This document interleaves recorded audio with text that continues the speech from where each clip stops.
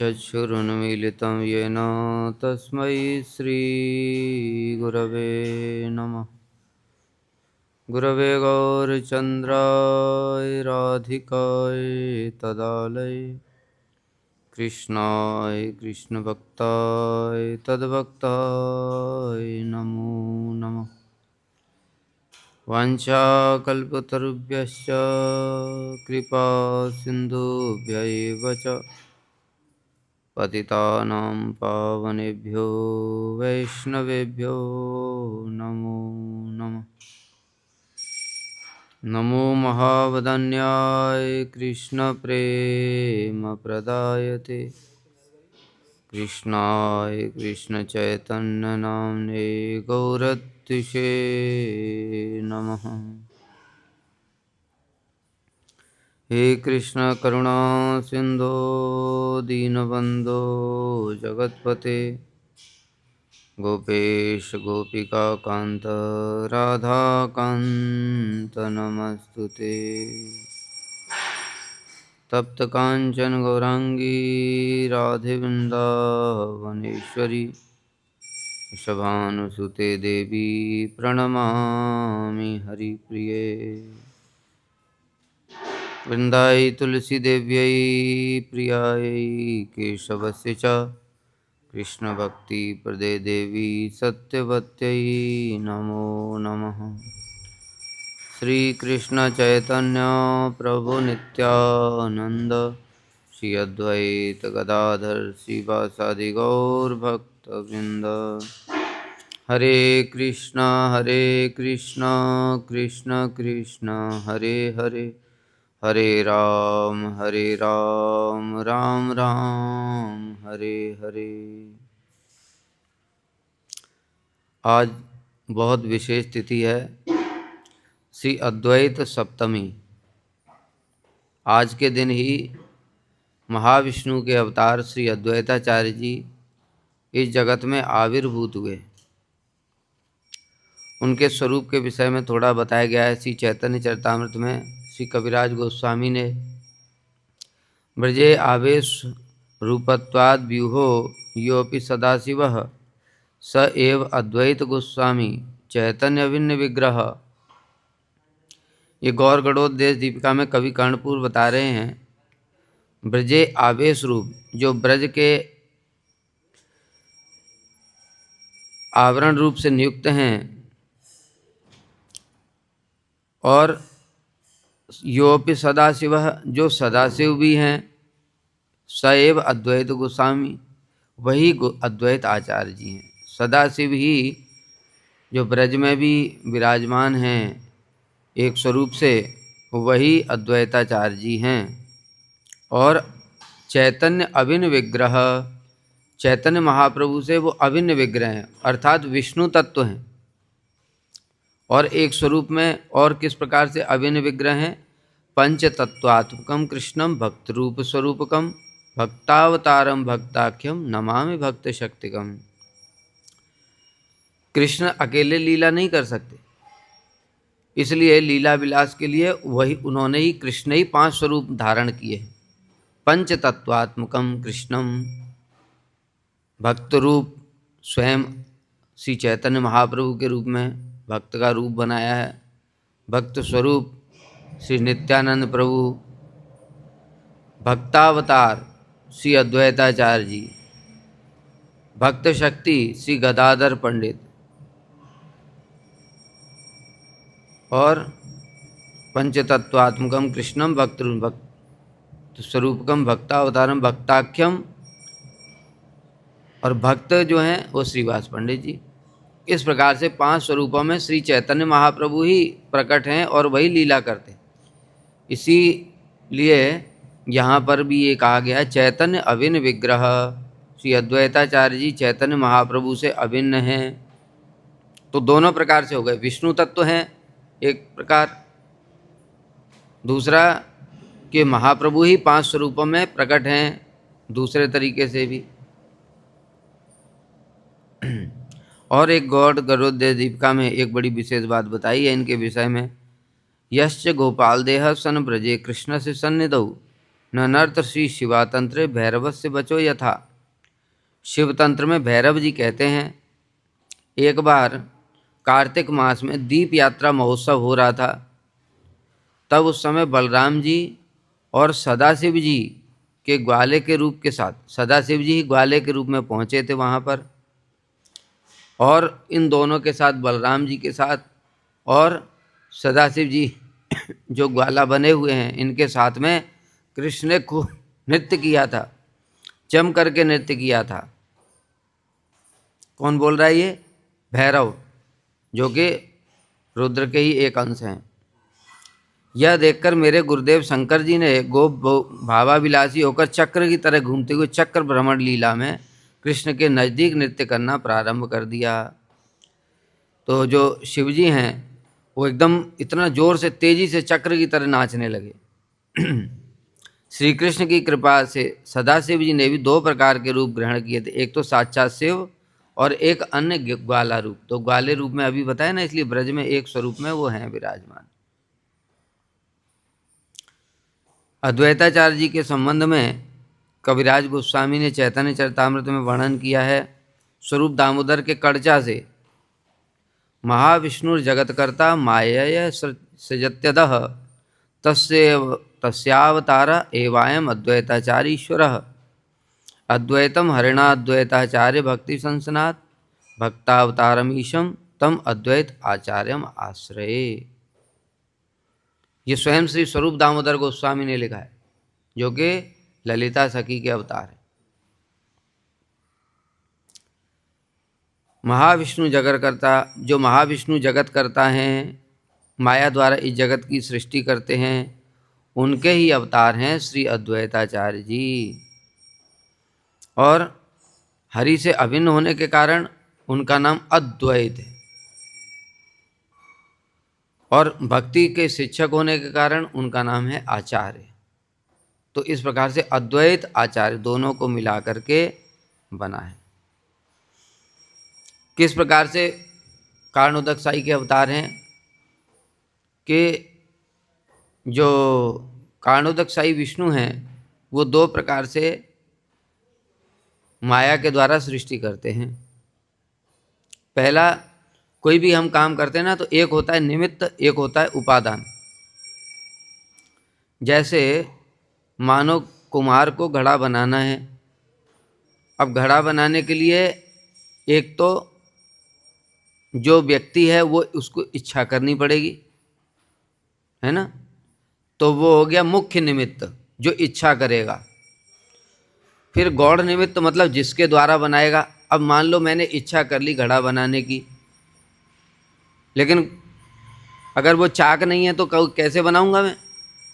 चाक तो होना चाहिए। दूसरा वो हो गया गौड़ निमित्त, जिसके द्वारा वो बनाएगा, तो वो चाक हो गया,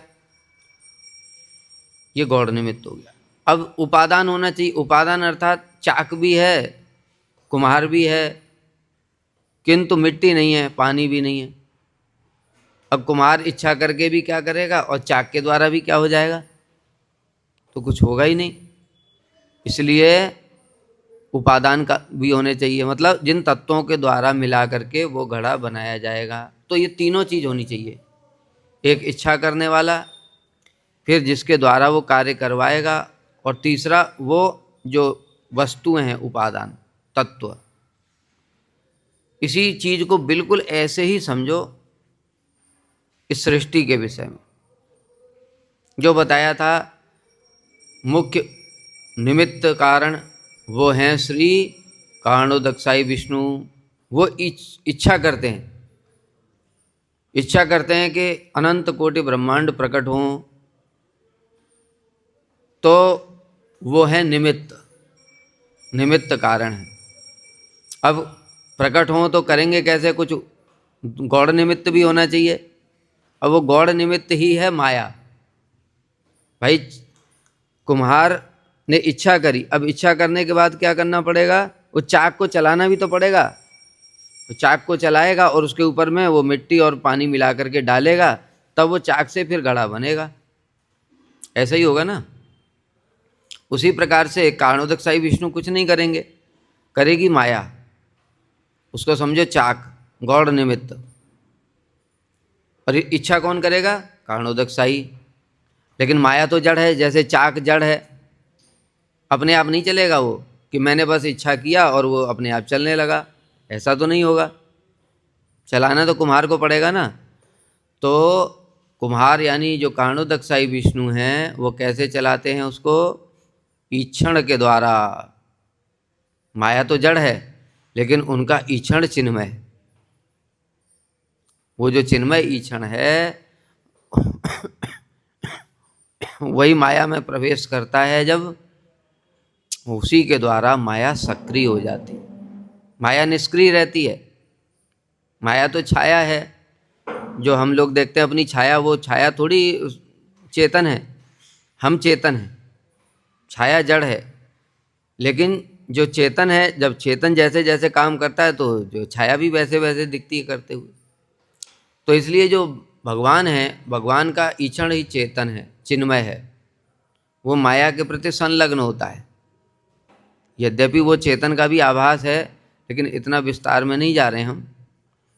तो वो जो ईक्षण है, वो ईक्षण के द्वारा माया सक्रिय हो जाती है।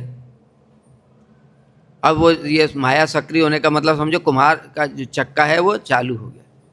अब ये चक्का चालू हो जाएगा, अभी अपने आप चलेगा। जैसे आजकल ऑटोमेटिक आ गए ना सिस्टम, बटन दबाया और मंदिर में वो ड्रम और वो सब करताल और सब बजने लगता है ना। तो कैसे बज रहा है वो? उसके अंदर शक्ति संचार कर दी है, इलेक्ट्रिसिटी, करंट, और बाकी फिर काम ऑटोमेटिक हो रहा है। उसी प्रकार से भगवान ने ईक्षण किया, वही करंट है वो माया में शक्ति संचार हो गई। अब माया अपने आप करेगी, लेकिन करेगी कहाँ से? तत्व भी तो होना चाहिए। जैसे बताया चाक है, चाक तो ठीक है, लेकिन तत्व क्या है? मिट्टी, पानी, ये भी होना चाहिए। इसलिए जो अद्वैताचार्य जी हैं, मतलब कारणोदकशाही विष्णु ही एक रूप में निमित्त हैं, इच्छा करते हैं, ईक्षण करते हैं, माया को सक्रिय कर देते हैं।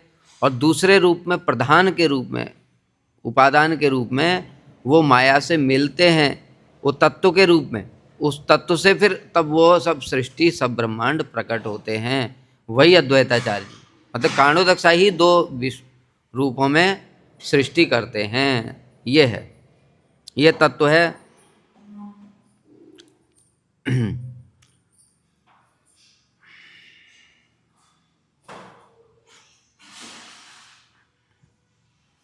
चैतन्य चरितामृत में लिखा हुआ है, जगत मंगल अद्वैत मंगल गुणधाम, मंगल चरित्र सदा मंगलजार नाम।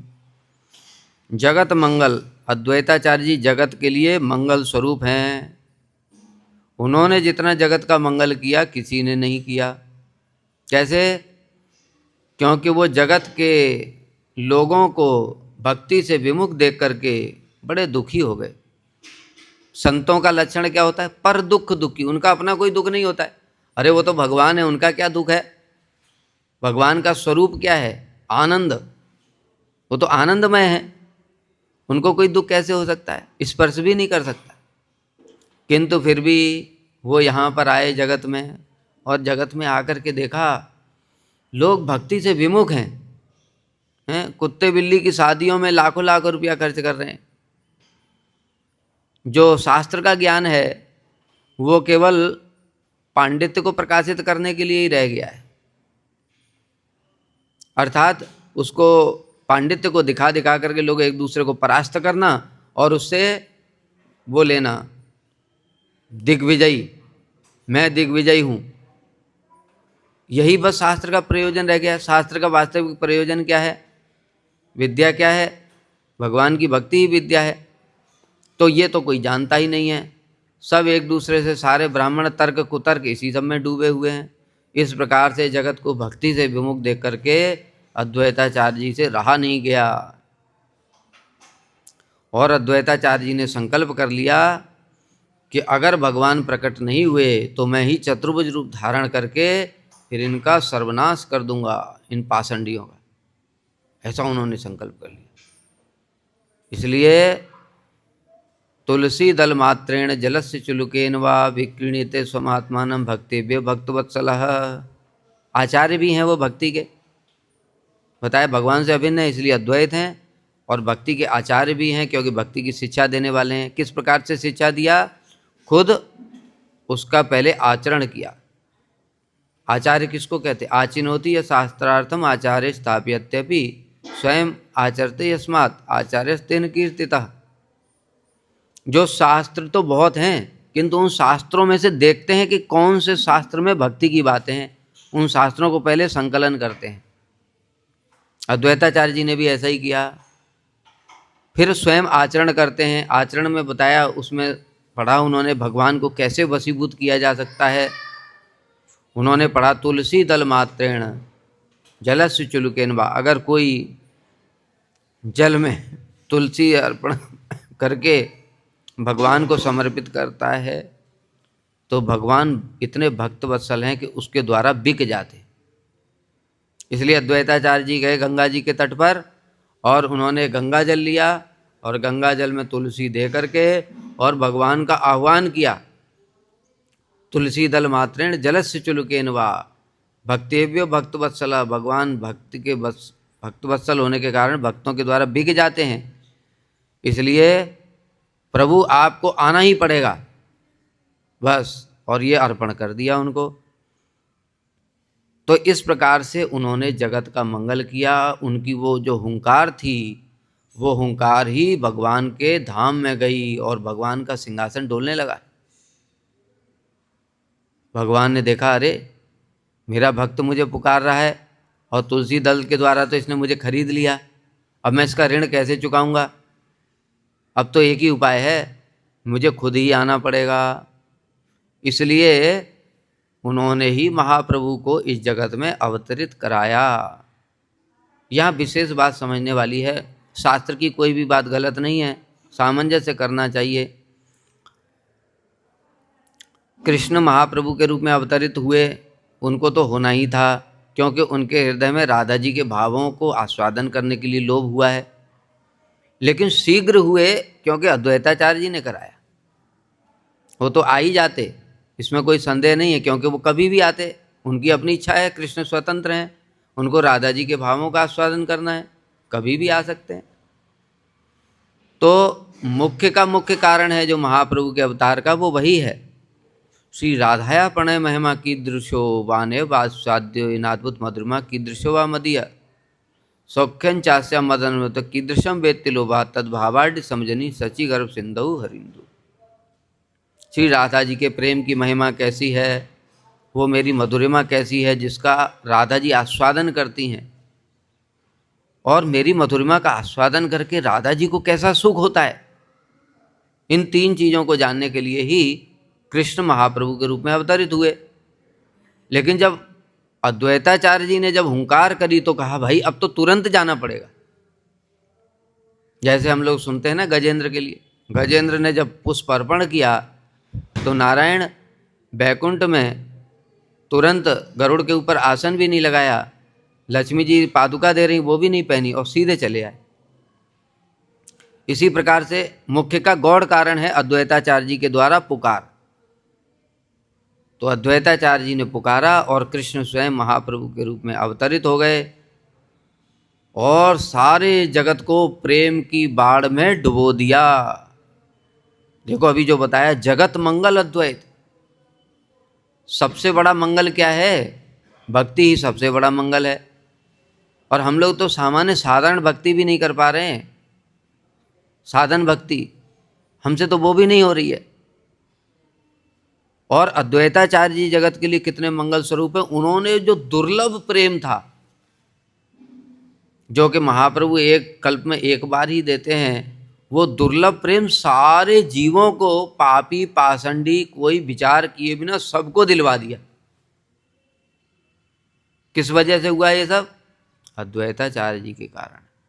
इसलिए जगत मंगल अद्वैत, अद्वैताचार्य जी जगत के लिए परम मंगल स्वरूप हैं।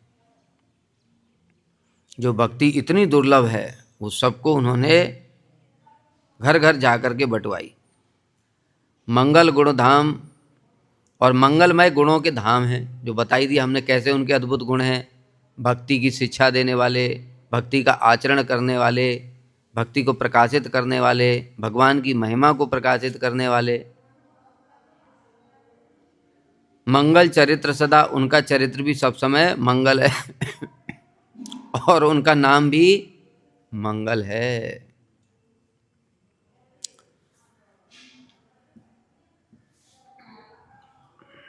वैष्णवेर गुरु तेह जगतेर आर्य, दुई नाम मिली है अद्वैताचार्य। एक तो महाविष्णु के अंश हैं, ईश्वर से अभेद हैं, इसलिए वो अद्वैत हैं, और वैष्णवों के गुरु हैं और जगत में पूजनीय हैं, इसलिए वो आचार्य भी हैं। दोनों नाम मिलने से अद्वैताचार्य हो गया। उनका एक और नाम था बाल्यकाल का, कमल नयनेर तेह जाते अंग अंश, कमलाक्ष बलि धरे नाम अवतंश। उनके कमल नेत्र थे, इसलिए उनका बाल्यकाल में नाम था कमलाक्ष। श्री वृंदावन दास ठाकुर जी ने अद्वैताचार्य जी को वैष्णव अग्रगण्य के रूप में, शिवजी के रूप में वर्णन किया है। वृंदावन दास ठाकुर जी कह रहे हैं, सही नवदीपे वैसे वैष्णव अग्रगण्य, अद्वैताचार्य नाम सर्वलोके धन्य। ज्ञान भक्ति वैराग्य गुरु मुख्यतर, कृष्ण भक्ति बाखानिते जहन शंकर। उस नवदीप में वैष्णव अग्रगण्य यद्यपि हैं भगवान वो स्वयं, किंतु भगवान होकर भी जगत को शिक्षा देने के लिए कि तुम लोग अपने आप को भगवान मत मान लेना, इसलिए उन्होंने भगवान की लीला नहीं की। अगर भगवान कोई है तो वो केवल कृष्ण हैं, इसलिए उनके सारे अवतार उनके साथ में होने पर भी सब कह रहे हैं मैं तो दास हूं। ये मुख्य बात है समझने वाली।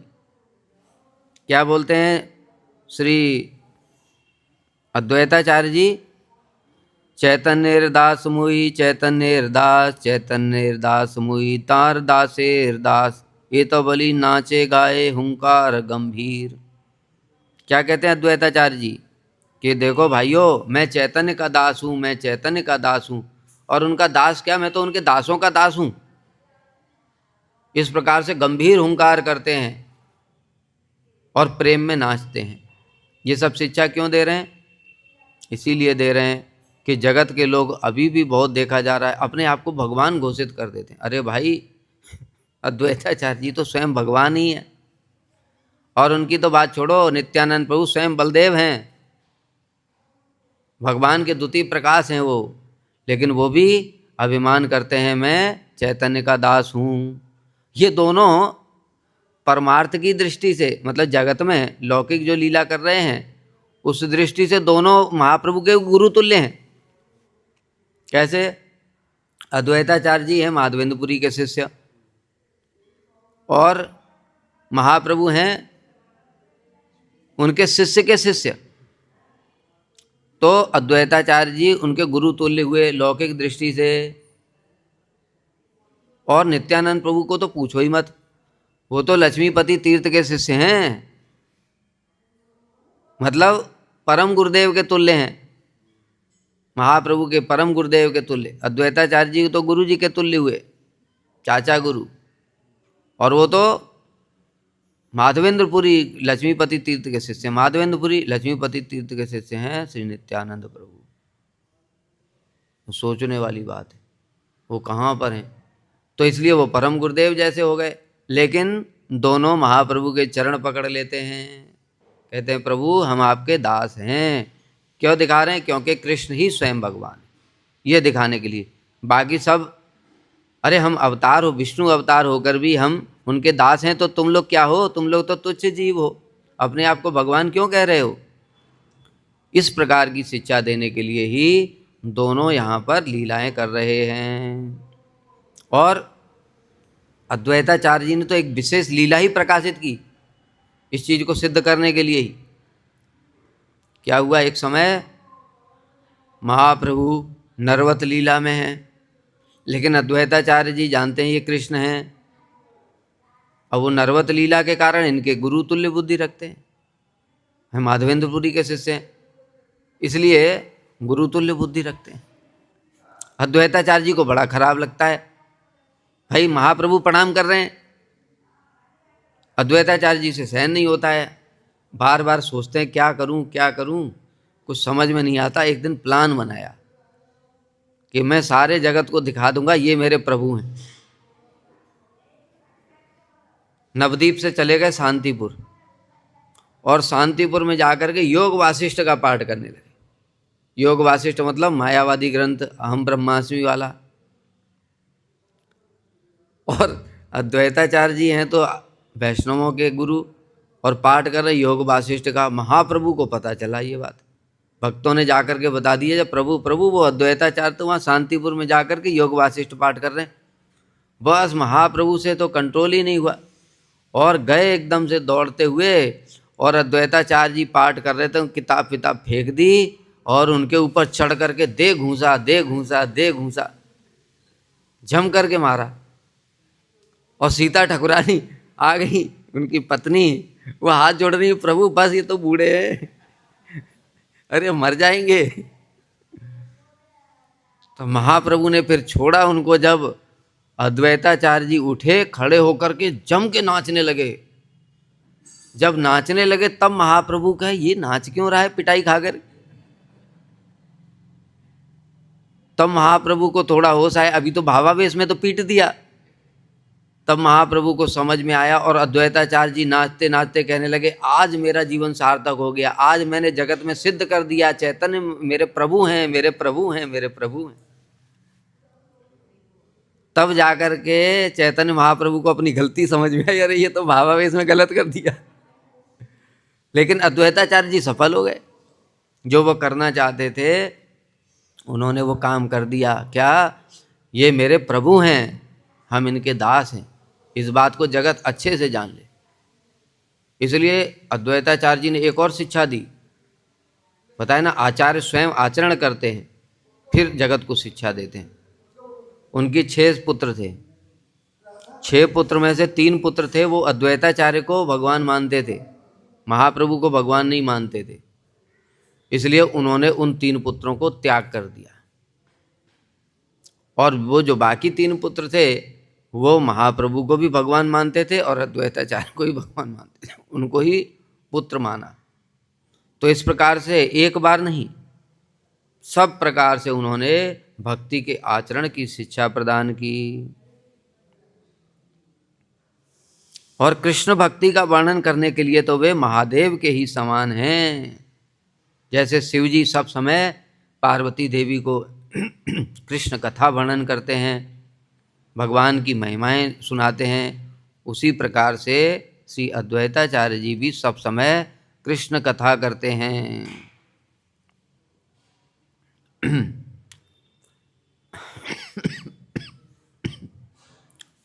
अद्वैताचार्य जी का आविर्भाव शुक्ला सप्तमी तिथि में वारेंद्र ब्राह्मण वंश में कुबेर पंडित और श्रीमती नाभा देवी को अवलंबन करके श्रीहट्ट के निकटवर्ती नवग्राम में आविर्भूत हुए। भक्ति रत्नाकर में लिखा है। बंगाल में श्रीहट्ट के पास में एक स्थान है नवग्राम, वहाँ पर कुबेर पंडित जी और नाभा देवी उनकी पत्नी थी, दोनों परम भक्त थे। कुबेर पंडित भक्ति पते महाधन्य, कृष्ण पाद पद्म बिना न जाने अन्य। कुबेर पंडित परम धन्य हैं क्योंकि भक्ति के अतिरिक्त कुछ नहीं जानते। तैछे तार पत्नी नाभा देवी पतिव्रता, जगतेर पूज्या जेहूँ अद्वैतेर माता। उसी प्रकार से उनकी पत्नी नाभा देवी भी जगत पूज्या हैं और वो अद्वैताचार्य की माता हैं। इन दोनों को अवलंबन करके गौर गणोदेश दीपिका में कहते हैं, कुबेर पंडित महादेवस्य मित्रम यह कुबेरो गह्यकेश्वर। कुबेर पंडित कौन है? साधारण नहीं है, जो शिव जी के परम मित्र हैं, गह्येश्वर कुबेर। वे कुबेर ही कुबेर पंडित के रूप में आविर्भूत हुए हैं। तो इस प्रकार से इन दोनों का अवलंबन करके माघ शुक्ला तिथि सप्तमी थे महाआनंद सिंधु हुआ। नाभा देवी के गर्भ से अद्वैत इंदु अद्वैत चंद्र जी प्रकट हुए। कुबेर पंडित जी बड़े हर्षित हुए, उन्होंने ब्राह्मणों को, दरिद्रों को बहुत सारा दान दिया और पुत्र के मुख को देख करके अत्यंत आनंदित हुए और देखा कमल के समान नेत्र हैं। भगवान के जन्म लेने से भी भगवान के कमल के समान ही नेत्र हैं, इसलिए उनका नाम रख दिया कमलाक्ष।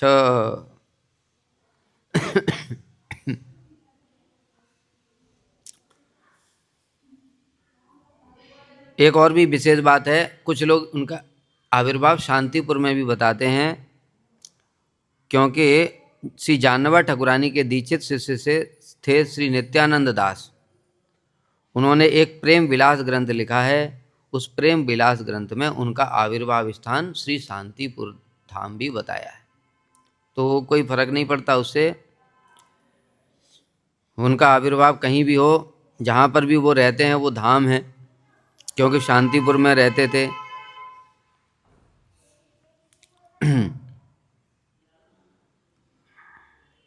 शांतिपुर में फुलवाटी ग्राम के रहने वाले पंडित श्री शांताचार्य जी से वेद आदि शास्त्र ग्रहण करने के बाद इनको आचार्य पद की उपाधि प्रदान की गई।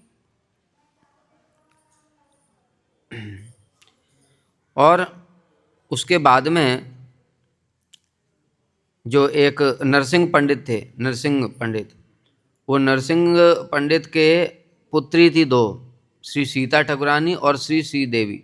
ये दोनों क्योंकि अद्वैताचार्य जी स्वयं विष्णु हैं, तो विष्णु होने के कारण उनकी शक्तियाँ तीन सब समय साथ में रहती। श्री भू लीला शक्ति सब समय रहती, धाम जो हो गया भू शक्ति, और श्री सीता देवी और श्री श्रीदेवी, इस प्रकार से तीनों शक्तियाँ उनके साथ में विराजमान हैं। जब उनके पिताजी का तिरोभाव हुआ तब अपने माता पिता का श्राद्ध इत्यादि करने के लिए गया गए थे। जैसे श्री चैतन्य महाप्रभु के विषय में हम लोग सुनते हैं, उसी प्रकार से गया गए थे और गया में भ्रमण करते करते श्री धाम वृंदावन में पहुँचे, उस समय ही पहुँचे थे। तब वहाँ पर जो वृंदावन में पहुँचे थे, वहीं पर अद्वैत भट्ट से वहीं पर रहते थे, वहीं से श्री मदन मोहन जी ने उनको स्वप्न दिया था। मदन मोहन जी ने स्वप्न दिया था, तो मदन मोहन जी को अद्वैत वट के नीचे से ही उन्होंने प्रकट किया था। मदन मोहन जी ऐसे प्रकट हुए थे, सनातन गोस्वामी ने प्रकट किया था, उसके पहले श्री अद्वैताचार्य जी ने उनको प्रकट कर दिया था। प्रकट करके उनकी सेवा करते थे। फिर वहाँ पर उन्होंने आकाशवाणी सुनी कि कृष्णचंद्र तो स्वयं नवद्वीप में अवतरित होने वाले हैं, तो वहाँ से फिर वो वापस अपने शांतिपुर की ओर चल दिए। और जाने से पहले अद्वैताचार्य जी ने ही मदन मोहन जी को चौबे के यहाँ दिया था। मथुरा में जो चौबे थे, उन चौबे के यहाँ पर अद्वैताचार्य जी ही दे करके गए थे। प्रकट तो अद्वैताचार्य जी ने किया था उन, और चौबे के यहाँ दे करके गए। फिर जब श्री सनातन गोस्वामी वहाँ भिक्षा करने जाते थे, तब वो चौबे के यहाँ देखते थे मदन मोहन जी को लीला करते हुए, कि वो चौबे की चौबाइन के बच्चे के साथ में खेल रहे मदन मोहन जी। कभी कुछ लीला, कभी वो खिचड़ी वाली लीला, जो चौबाइन दातुन कर रही है और उसी दातुन से पीछे से खिचड़ी घुमा रही है, ये सब सनातन गोस्वामी देखते थे। तो सनातन गोस्वामी ने उनको कहा कि अरे मैया, ये तो तुम ऐसे भोग मत बनाया करो, तुम नहा धो करके तब भोग बनाया करो। चौबाइन ने कहा ठीक है। अगले दिन जब आए तो चौबाइन को तो विलम्ब हो गया नहाने धोने में, और इधर मदन मोहन जी सनातन की तरफ देख देख के रो रहे हैं बार बार। समझ गए कि इनको ऐसे ही अच्छा लगता है, बड़ी जोर की भूख लगी है, ये रह नहीं सकते। इसलिए उन्होंने चौबाइन से कहा, मैया तुम जैसे पहले बनाती थी वैसे ही बनाओ, इनको ऐसे ही अच्छा लगता है। तब जब जाने लगे तब मदन मोहन जी ने तब सनातन को कहा, सनातन मैं तुम्हारे साथ जाना चाहता हूँ। सनातन ने हाथ जोड़ लिए, प्रभु आप 56 भोग खाने वाले, और मेरे पास तो रहने की भी जगह नहीं है, आपको बड़े बड़े बढ़िया बढ़िया मंदिर चाहिए रहने के लिए, मेरे साथ कहाँ रहोगे, क्या खाओगे? मदन मोहन जी कहते, नहीं सनातन, तुम्हारे साथ ही चलूँगा, जो तुम खाओगे मैं भी खा लूँगा भाई, जहाँ तुम रखोगे वैसे ही मैं भी रह लूँगा। 2 पत्थर रख करके एक ऊपर रख देना, उसी के नीचे रह लूँगा। तो सनातन ने कहा ठीक है, मेरे पीछे पीछे आ जाओ, मैं आपको गोद में लेकर नहीं चल सकता। पीछे पीछे चल के आए मथुरा से वृंदावन। और वहाँ पर आकर के मदन मोहन जी का जो टीला है वहाँ पर सनातन गोस्वामी ने 2 पत्थर रख करके एक ऊपर रख दिया और बस उसी में रहते थे। और खाया सनातन गोस्वामी तो खाते ही क्या हैं, आटा मिला उसी को गूंथा, थोड़ा आग में सेका और खा लिया। सूखा सूखा आटा पेट में कैसे जाएगा अंदर।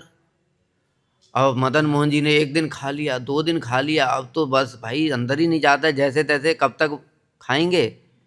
तीसरे दिन कहने लगे भैया सनातन थोड़ा नमक तो दे दो कम से कम। सनातन गोस्वामी कहने लगे मैं पहले ही बोल रहा था ना, मेरे साथ नहीं रह पाओगे, अगर नमक चाहिए तो खुद व्यवस्था कर लो। तो ये जो मदन मोहन जी जो लीलाएं करी सनातन गोस्वामी के साथ, उससे पहले प्रकट अद्वैताचार्य जी ने किया था। और फिर जब वो आ गए, तीर्थ भ्रमण करते करते आए, तो वहाँ पर मार्ग में उनको विद्यापति के साथ में मिलन हुआ था। जो विद्यापति, चंडीदास, गीत गोविंद और भागवत, ये 4 का महाप्रभु आस्वादन किया करते थे दिन रात। तो विद्यापति से भी इनका मिलन हुआ बिहार के मिथिला में। और उसके पश्चात में जो शांतिपुर आए थे, तब जब श्री माधवेंद्रपुरी को इधर ठाकुर जी ने स्वप्न आदेश दिया, ठाकुर जी को प्रकट किया माधवेंद्रपुरी ने श्रीनाथ जी को। 2 वर्ष तक खूब सेवा सत्कार चला, खूब बढ़िया से। तब एक दिन ठाकुर जी कहने लगे माधवेंद्र, मैं बहुत लंबे समय तक जमीन के अंदर था ना, इसलिए मेरा हृदय शरीर जल रहा है, अभी वो ताप खत्म नहीं हुआ है।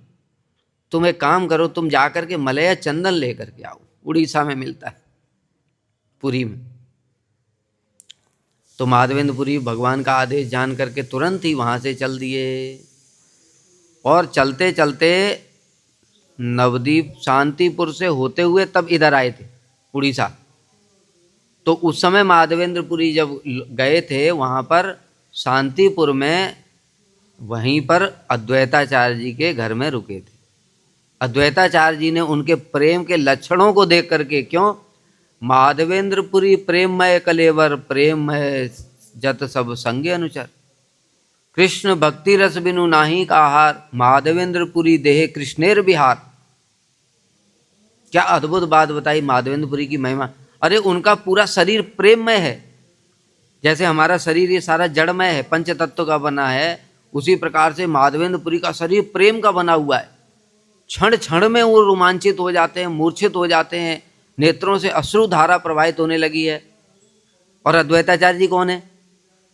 स्वयं भगवान भी हैं और आचार्य भी हैं, सब कुछ जानते हैं प्रेम के बारे में।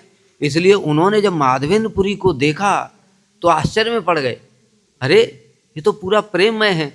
तब उनके चरण पकड़े, हाथ जोड़ करके, जगत को शिक्षा देने के लिए। वो स्वयं भगवान है, उनको क्या है, जरूरत है गुरु की। लेकिन जैसे महाप्रभु, वो तो स्वयं कृष्ण ही हैं, फिर भी ईश्वरपुरी से दीक्षा ले रहे हैं, क्यों, जगत को शिक्षा देने के लिए। उसी प्रकार से श्री अद्वैताचार्य जी भी माधवेंद्रपुरी से प्रार्थना की, प्रभु आप मुझे अपने शिष्य रूप में ग्रहण कीजिए। तो माधवेंद्रपुरी तो कोई साधारण नहीं है ना, बताया, जो प्रेममय जिनका शरीर है, कृष्ण भक्ति रसी उनका आहार है, कृष्ण स्वयं उनके शरीर में विहार करते हैं, तो उनको पता नहीं है अद्वैत कौन है। लेकिन भगवान की लीला में वो भी सहायता कर रहे हैं, इसलिए उन्होंने भी दीक्षा प्रदान करी। और महाप्रभु स्वयं माधवेंद्रपुरी की महिमा वर्णन करते हैं। अरे उनकी महिमा मैं क्या बताऊं, जिनके शिष्य स्वयं अद्वैताचार्य हैं, और इससे ज़्यादा क्या बोलूं। महाप्रभु स्वयं बता रहे माधवेंद्रपुरी की महिमा, कि जिनके शिष्य स्वयं आचार्य गोसाई हैं, मैं उनकी प्रेम भक्ति की क्या बड़ाई करूं। तो इस प्रकार से उनका दीक्षा हुआ। और फिर माधवेंद्रपुरी वहाँ से फिर खीरचोरा आए थे, और फिर यहाँ आकर के मलया चंदन लिया था। अद्वैताचार्य जी का हमने बता ही दिया। उनका विवाह श्री नरसिंह भादुड़ी की 2 कन्या थीं, श्री सीता देवी और श्री देवी, वो दोनों उनकी पत्नी हुई। गौर गणोद्देश दीपिका में बताया है, योग माया भगवती गृहिणी तस्य सांप्रतम सीता रूपेण अवतीर्णा श्री नामना तत्प्रकाशता। भगवती योग माया देवी ही अद्वैताचार्य की पत्नी सीता देवी के रूप में, और श्री शक्ति हो गई, लीला शक्ति हो गई, और भू शक्ति धाम हो गई। इस प्रकार से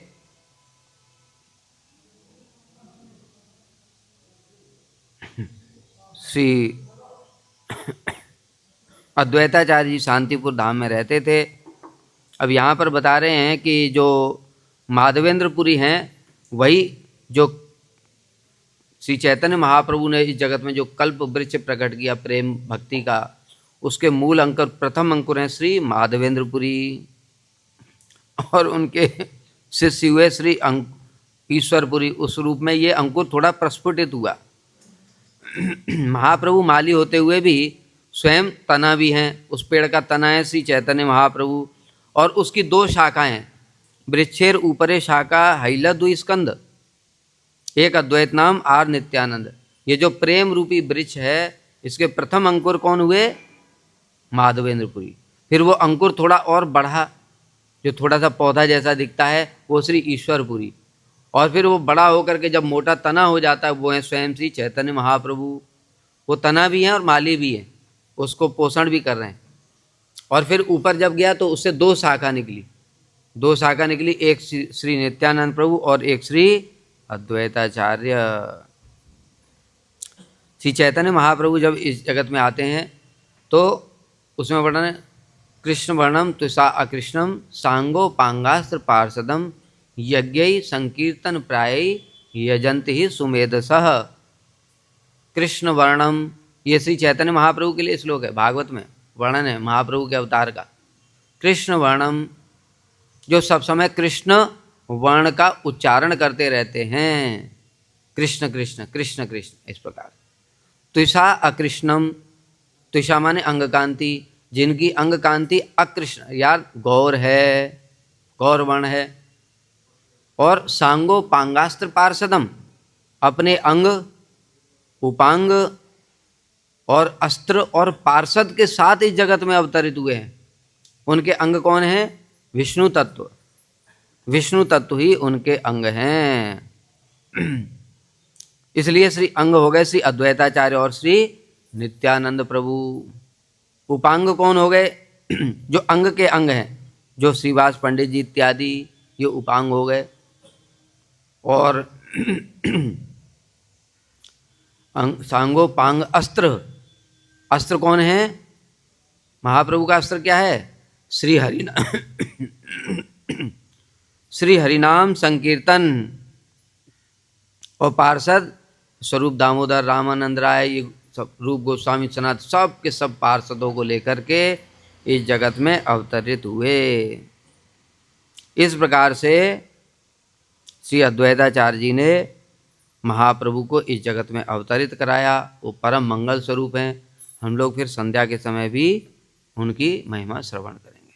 बोलो श्री अद्वैताचार्य की जय, श्री सीता ठाकुरानी की जय, श्री शांतिपुर धाम की जय, श्री कुबेर पंडित श्री नाभा देवी की जय, सपार्षद सचिनंदन गौर हरि की जय। गौर प्रेमानंदे हरि हरि।